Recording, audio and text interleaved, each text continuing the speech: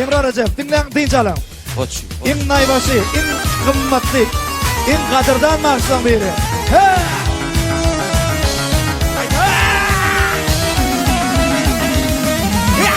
Yeter ha! Şunu 6 milyonla. Yer bol. Hoş şirin. Kommedim ammati bir zay kılıp sünneti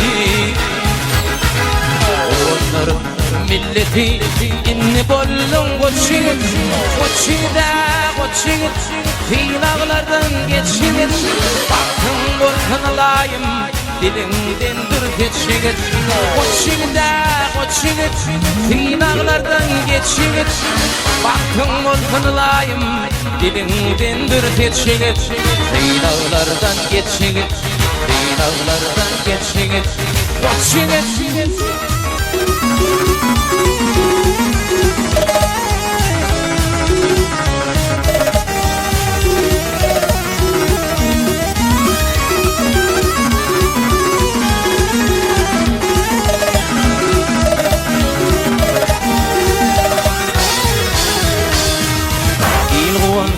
boyuma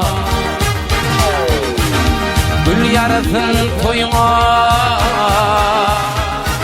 ak bakıp ak öyüme dünya kucuk açın koçin kıyınağlardan geçin baktın mutlanılayım dilinden dur geçin koçin kıyınağlardan geçin baktın mutlanılayım dilinden dur geçin kıyınağlardan geçin kıyınağlardan geçin koçin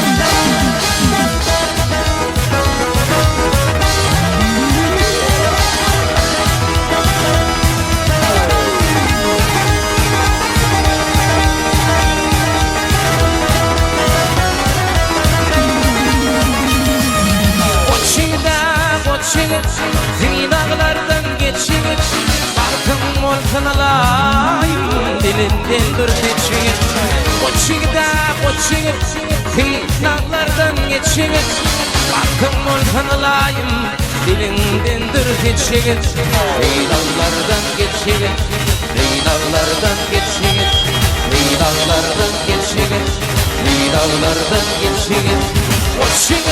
Çok sağ ol Emre Can, çok sağ ol. Minnettar.